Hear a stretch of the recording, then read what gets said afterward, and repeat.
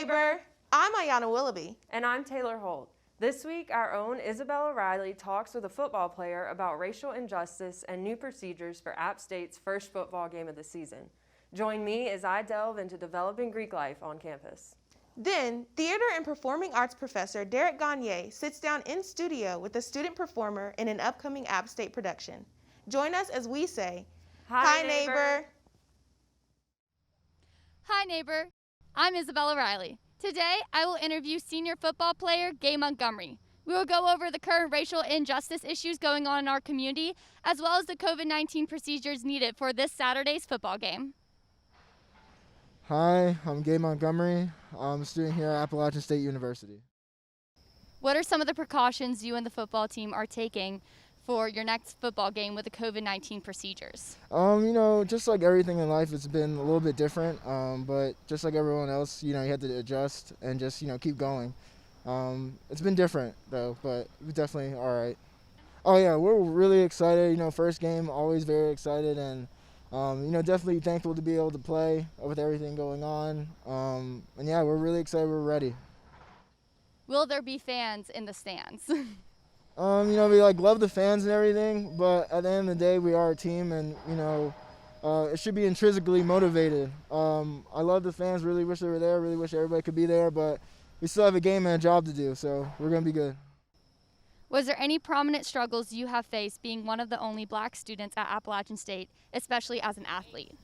Well, there's definitely some different struggles just beyond just being an athlete or whatever. That's also another thing, is it's bigger than just sports. You can't change the color of your skin. It's something that we were born with, and honestly, it's just something that I'm glad is being shown and shown out there for everyone to see, and it's things that, as an athlete, especially with my platform, and how people look up to me, especially the children, is I think that the future is very important, and it's something that if I can do my part and let the younger generation know how to be better about social injustice and how we're all equal and we should all be coming together instead of being separated apart.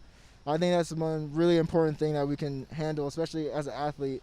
With my platform, I should be using it to the fullest extent.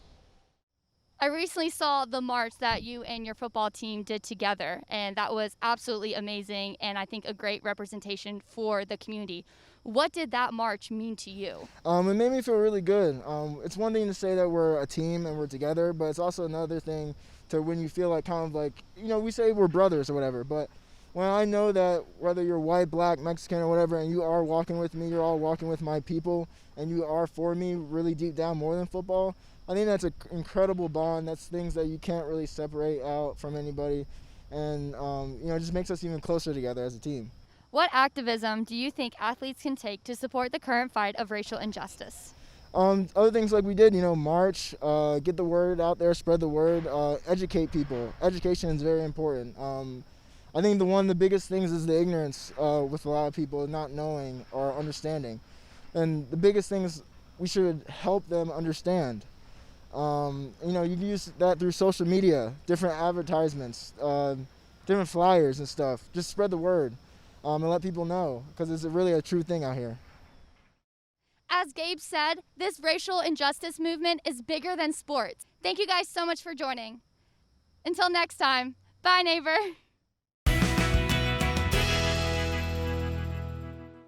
Hi neighbor, I'm Taylor Holt. I'm here with Gabby Romero from the Multicultural Greek Council to learn more about Greek life. Thank you for spending some time with us today. Yeah, of course. So what organizations are a part of this council? So we currently have two organizations, Chi Epsilon Sigma National Sorority Incorporated and Lambda Sigma Epsilon Latino Fraternity Incorporated. How long have you been on App State's campus? So as a council, we have been officially recognized starting in spring 2019. But the Beta Chi chapter of CUS was founded in 2015. And then LSU is our newest organization, and they chartered spring 2019. Well, what are some of the things that the organizations do around campus or in the community? Yeah, so our organizations are really big on leadership and community involvement. So in even though we're such a small council, you'll see our members represented in a lot of the organizations across campus. I am the chief of staff for SGA. I have a sister who is an RA. We have people involved all over campus. We're also, really involved in community service with other Greek organizations like IFC, which is the Interfraternal Council. And we did a Sound the Alarm event where we helped install smoke detectors in mobile homes. Well, thank you for giving us some insight on the Multicultural Greek Council and ways students can become involved. I'm here with Alan Joshua from the Multicultural Greek Council to learn more about Greek life. Thank you for spending some time with us today. What are some things that the council or the organizations within the council that have done for around campus or the community? So our biggest thing between our councils is kind of just promote cultural awareness. That's hence the name Multicultural Greek Council. We just want to create a space where other people can just have a sense of identity, sense of community, and not feel excluded in Greek life. And currently, my organization, LSU, is relatively new. We're the newest fraternity on campus, also the smallest, and we're still trying to get our name out there, but kind of same battle, which is creating a sense of community, get men of change, and just promote our 4 goals, which are academic excellence, cultural awareness, brotherhood, and being role models, campus community, and community at large. I've done a lot of work providing resources for other people of color. They currently hold the highest GPA in all of Greek life, and they're highly involved in all their programming and events. That's about it. So thank you for giving us some insight on your frat and the Multicultural Greek Council and ways students can become involved. Yeah, thank you so much for having me. Hi neighbor, I'm Taylor Holt and I'm here with Julia Cannell from a sorority on campus to learn more about Greek life. Thank you so much for lending your time with us here today. What organization are you from? I'm from Delta Zeta. That's awesome. What things has the sorority done around campus or with the community? We did an event where we made Valentines for our local philanthropy, which is Appalachian Communication Disorders Clinic, where we make Valentines for the children that go there, and then we deliver them. Okay. How do you think that COVID has impacted recruitment? Well, the biggest factor was the fact that recruitment is usually in person. So we have made everything online. Everything is virtual. We have to meet our girls on Zoom, but different organizations in Greek life are doing different strategies on how they're talking to the PNMs and everything. But for the most part, it has changed a lot as far as being in person, but virtually we try to keep it as normal as possible with the questions we ask and how we get to know the PNMs. We usually try to keep it the same. It's definitely different trying to connect to these girls this year, but I think we're managing it really well. That's understandable. I have a few friends that have had to do recruitment online, and it's a completely different ball game than it would normally be. So yeah, absolutely. It's definitely very different than it was last year. Well, I think that's all the questions I have for you. Thank you for giving us a little bit of your time. Yeah, absolutely. Thank you so much for having me. Yeah. Well, until next time, bye, neighbor.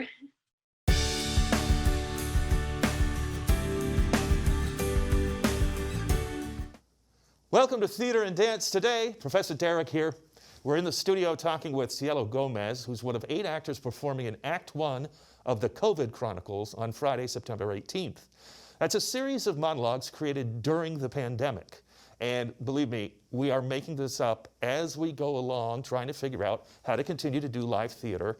One of the cool things is that we've got student writers providing the material. So with each new installment, we're starting to work into these new monologues that some of us haven't even seen yet. So thank you, first of all, Cielo, for coming here.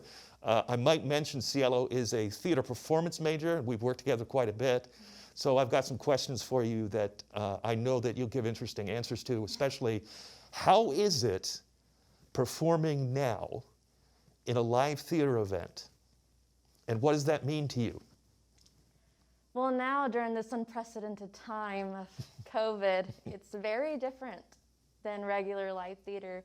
We're doing it all on Zoom, so a lot of technology right there. Stuff we've never had to do before. We have to learn like every day as we go along. Like you said, we're learning how to do it. But at a time like this, with all the live theater shows being shut down, it feels so great to be able to still share art with everyone, because I know that it's important at a time like this especially. Now, we were talking earlier, and you said that you're actually rehearsing on Zoom. Yes. Teresa Lee is, one of my colleagues, is directing this first installment, and she is online. Yeah. How is that going?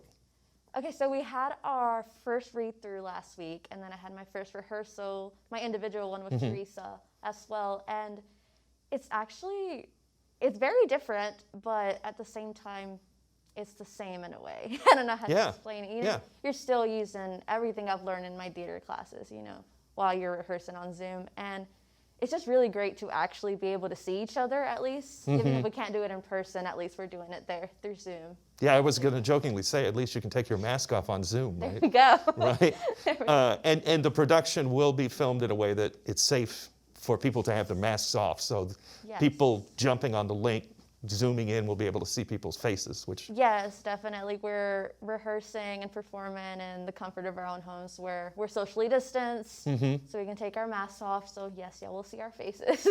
Great. Let me ask you this. You're working on a piece that was written by one of your peers, fellow students. How was that significant? Well, to me, I'm glad that my peers are being able to share their work, and for us to be able to perform that, because it's definitely important, especially at a time like this. And the one that I'm doing, it talks about the viewpoint of a nurse in the front lines of COVID, and I think that's very important, especially for the nurses out there, to their story to be shared, for people to see what it's really like, because I would have never known what it was like. I'm not a nurse, but being able to do this monologue and see how they feel, and it really gives me a new viewpoint. Yeah, puts you right in the hospital, so to speak. Yes. And can you share who wrote this? I believe I can. Her name is Nancy, Nancy Ward. So yeah, it's really beautiful. It's a good piece, and I think people are gonna like it. Yeah. Now, have you heard some of the other ones? Can you comment on? I have. What's very interesting about the COVID Chronicles is that you're gonna hear a lot of different viewpoints. Like, it could be about social distancing, it could be about masks, it could be about Black Lives Matter, which I think is very important. And one of the monologues during Act 1, next Friday that I'm in, is about the Black Lives Matter movement, and I'm really excited for everyone to hear that one. I feel like that one's very powerful. Yeah. Yeah. Yeah. I know, because I've read some of them, getting ready for the October 2 installment, that some of them are kind of have a little bit of a humorous take too. I mean, it's not all. Yeah. So how is that when all of a sudden this is a very serious thing we're dealing with, several serious things, and then you find humor? How is? I think humor is needed in a time like this, since we're all so, we're all so anxious about it. We don't know what's going to happen. We've never seen this before. And the humor in some of the monologues, it gives us a breath of fresh air, helps us calm down a little bit, and know that we're all in this together, sharing art. Sharing art, yeah. So we're trying to keep it is going to be live. Yes. So how do you think about that? You're going to get to perform live. Yeah. On TV. Broadcast to how many? We don't know yet. Oh yeah, we don't. So how is that kind of mentally building up to that? Honestly, I'm really excited. I'm so excited. I love performing. So the fact that we're going to be able to do it with who knows how many people this time, since it's Zoom, it could be a lot more than regular shows. I'm very excited to share that with everyone. Yeah, because our regular theater seats 350 when we're live, and we might get up to 500. That's our upper limit now. So. And that's amazing, and I think everyone should. We got to probably suggest that people hit the link early then, right? Yes. Right. Well, there you have it. The COVID Chronicles, Act 1, this Friday, September 18th at 7 p.m. Act 2 performs October 2nd. Act 3, October 16th. And Act 4 opens October 23rd, all at 7 p.m. And I might mention the October 23rd installment is student-directed. We have 3 young student directors who are champing at the bit. All performances are free, but be sure to hit the link early. The link for each evening's performance can be found at www.theateranddance.appstate.edu. I'm Professor Derek, and I hope to see you at the theater real soon. That's all for this week's episode. We hope to see you at the theater this Friday, September 18th at 7 p.m. Make sure to follow us on Facebook, Instagram, and YouTube at AppTV for more student-made content. Until next time, Bye, neighbor.